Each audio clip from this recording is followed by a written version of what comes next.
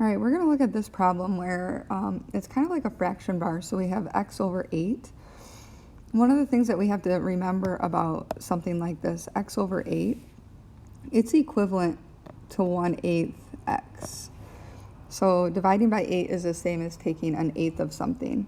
So to remove that fraction from the equation and get it to 1x, we know that we can multiply by the reciprocal, 8 over 1. So when we look at this dividing by 8, we can think, well, to undo dividing by 8, I would need to multiply by 8. So I need to multiply this side of the equation by 8, which means I also need to multiply this side of the equation by 8.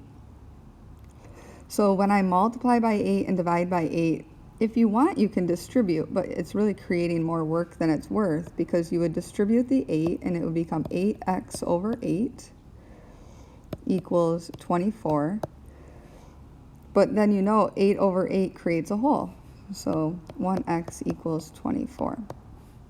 So oftentimes what I suggest you do is that when you multiply by 8, you would just multiply it by 8, multiply it by 8, and automatically know that this multiplying by 8 and dividing by 8 will undo each other, and then you get x to be alone.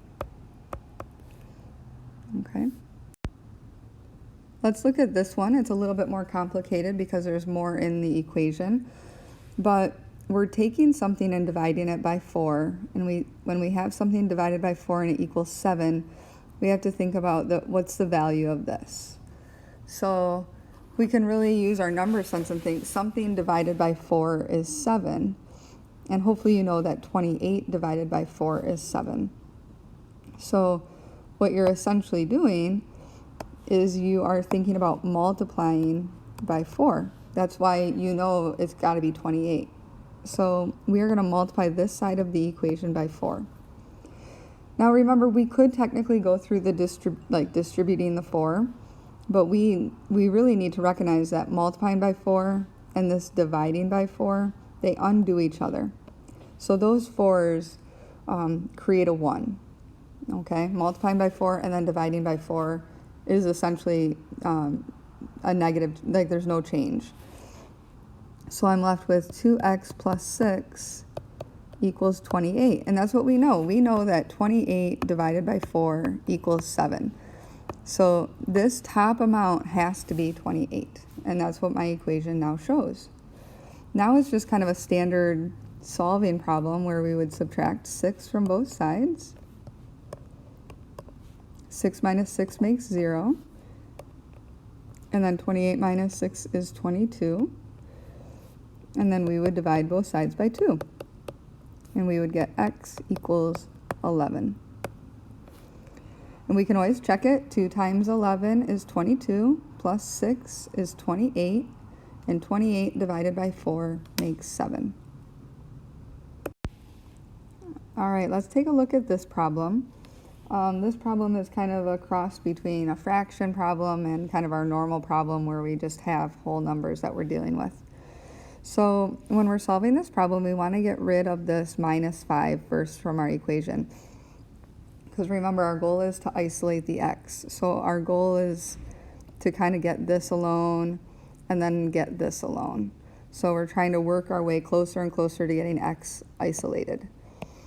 So to remove that minus 5 from the equation, I'm going to say I'm going to add 5. And when I do that, I get 4x over 3 equals 20. Okay? Now, you kind of have two options when you're trying to solve this now. Okay? You can think of it as a fraction, like 4x over 3 equals 20, and you can say, I'm going to multiply by the reciprocal because I have 4/3 here, so I'm going to multiply by 3/4. So I'll multiply this by 3/4. Okay, and when you do that, these would cancel, right? We get x, and over here, we would get 60 over 4, and 60 divided by 4 is 15. So that would be one option to solve this equation. Okay. The other option is to kind of separate your steps a little bit more. So you could remove that dividing by 3 first. So I could say I'm going to multiply both sides by 3. And when I do that, these 3's would cancel. And I get 4x equals 60.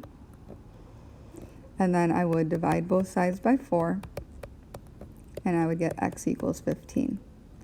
So the great thing about solving is you find the way that makes sense to you, and you can stick with that. There's multiple ways to think through a solving problem.